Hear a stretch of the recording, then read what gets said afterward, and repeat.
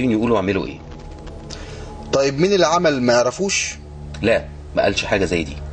مش عارفين يعني، او عارفين وما بيقولوش؟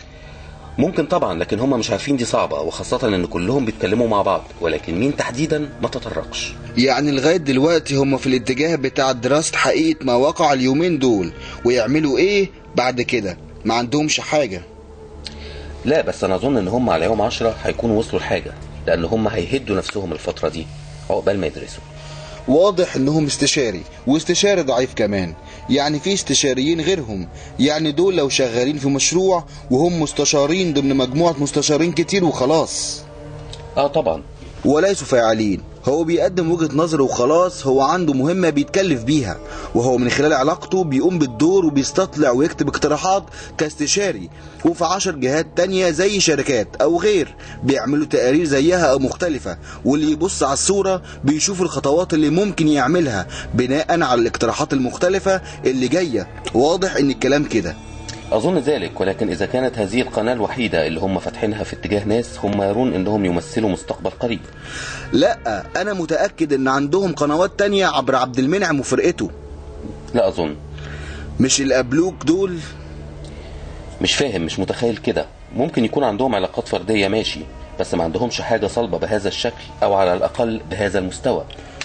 خلاص احنا ماشيين في الموضوع، لكن واضح ان هم اولا مش فاعلين، ثانيا حتى وجهات نظرهم الله اعلم بيها بياخدوا بنسبة قد ايه.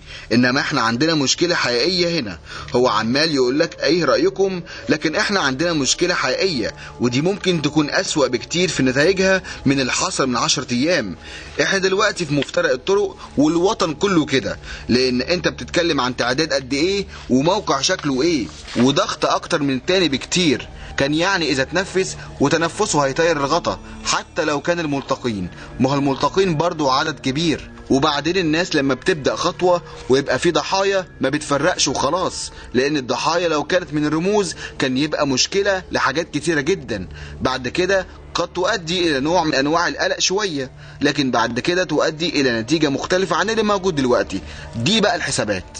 هو دلوقتي بلعب صغير كده امبارح بالليل استدعى معظم الناس المسؤولين في الفروع، ورسالة واحدة وكلام جرى بجد، ان المطالب بتاعتكم احنا شايفين ان لكم حق فيها، رغم ان احنا مش في ايدينا القرار. لكن جات لنا اخبار من بارم ديلو اللي فوق ان في ناس جايين من الخارج هيندسوا في وسط التجمعات وهيعملوا عمليات ارهابية، واحنا علشان كده خايفين عليكم وعلى الناس، وبالتالي لن نسمح باي حاجة في الاطار ده تقف في اي حتة. واحنا بنقول لكم عشان انتوا تهمونا. دي رسالة واحدة لكله على مستوى الجغرافي، وده كلام بتاع واحد محتار مش عارف يعمل ايه، وعمال يقلب الامور على كل جوانبها. لكن هو نوع من انواع تمرير رسالة فيها ريحة تهديد وقلق، لان هو بيستنفذ الاسهم بتاعته، ده اللي في جعبته. لكن لما تيجي تفكر، هو دلوقتي احنا عندنا يوم التلات طلبات مطلوبة منا، واحنا لسه ما ردناش على دول ولا على دول، سواء الشباب بتوع الفيسبوك او ان القوى الوطنية عاوزة تقف يوم 25 امام دار القضاء تبلغ رسالة بالمطالب.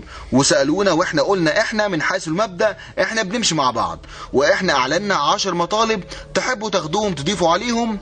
احنا في السياق العام قبل كده كنا قلنا ساعة سنة 94 قلنا 14 مطلب، وهي كلها في اطار واحد. وانا كنت مهدت لده في حديث للكلام اللي هيجي باسم الجماعة بعد يومين 3. ويوم التلات قلنا ان احنا من حيث المبدأ هنتحرك مع بعض، لكن لسه ما خدناش قرار لا مع ده ولا مع ده. وهم يظهر حسوا وبيراقبوا وحبوا يبلغوا رسالة استباقية، علشان لو كان في اي نوع من انواع الشك ابقى شديت المانيفستو وقلت لهم ده معناه ان هو مش هيعمل حاجة من اللي انت بتطلبه، هو بيفكر في المكرونة والرز وخلاص. انا تخيلي ان هو هيعمل في سكته. انا تصوري ان هو مش هيستجيب لاي خطوات تحقق مكاسب للاخرين، لان اي مكسب سيفتح شهية الناس وسيجعلهم يكملوا لنهاية ما يريدوه، ونهاية ما يريدوه هو الزوال مثل زوال الآخرين. واحنا لازم نفهم كده، واحنا بنفكر من الناحية التانية. هي الفكرة لو ده التحليل، طيب احنا شايفين الموضوع رايح لغاية فين؟ وانا اتكلمت مع الناس اللي كانوا هنا، احنا اللي على المحك دلوقتي، وان خطواتنا هي اللي هتكون الاساس اللي هيغير الكفة. وهو عشان كده بيتكلم معنا احنا، مش بيتكلم مع آخرين. وبالتالي احنا عندنا مساحة الآن قد لا تكون كبيرة، لأن هو لو تعددت الأحداث قد يكون استدراكها من الصعب وإيقافها أصعب، ولكن زي ما احنا بنقول احنا لن نكون صناع الموضوع، ولكن سنكون معه من البداية بشكل ان احنا نحدده بالشكل اللي نراه. ولكن انا شايف ان اي حاجة بتتم لا نغيب عنها طبقا لضوابطنا، وهو بيتعامل معاه بالشكل اللي هو عاوزه.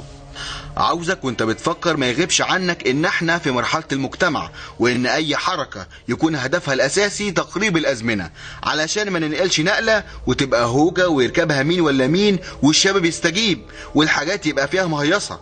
احنا زي ما قلت لك في نفق ضيق، لانه اذا ادت الاحداث الى الانتقال عبر مراحل ما هياش مخطط ليها جيدا في منهج التغيير بتاعنا اللي احنا كنا شايفين ان هو ده الاجدى في اي شيء، يبقى احنا خسرانين اكتر منه كسبانين. صحيح، بس هو اي اتجاه احنا بنتحرك فيه بيقول ان هذا السيناريو قائم لا محالة، بمعنى ان في شكل تغيير هيحصل سوء من خلال الضغط. بس نسبته قد ايه؟ هو ده الكلام. او من خلال ان الاطار نفسه انفك وانا في نفس المرحلة اللي انا بشتغل فيها عشان احقق اهدافي. لابد زي ما قلنا في عام 2005 لابد ان يكون لنا مكان، وان اي حد يجي مدى قربه او بعده مننا يبقى عامل حسابه ان في هناك رقم صحيح كبير، وان له احقيات بيحطه في اعتباره وهو بيتحرك. وان كان ده الاستنتاج لابد ان يصل للجميع، سواء اللي بيقف جنبي او اللي بيقف امامي، انما انا كده متحرك. خلاص، بس وانت بتدرس التاريخ لازم يبقى الكلام واضح كتير على عام 2005 اللي اوجد طبوعات حرية الانتخابات في المرحلة الاولى ونص التانية، هو المظاهرات اللي كانت في شهر 5. بالظبط، احنا الان في سيناريو متكرر ولكن تحت قنبلة دخان عنيفة جدا، والناس كلها بتوصف، وبالتالي لو ما اخدناش اكبر قدر من المكتسبات خلال الفترة دي مش هناخده تاني. الناس دول ما فيش عندهم اي نوع من انواع المعلوماتية عن الحالة هنا في الاطار اللي احنا فيه دلوقتي.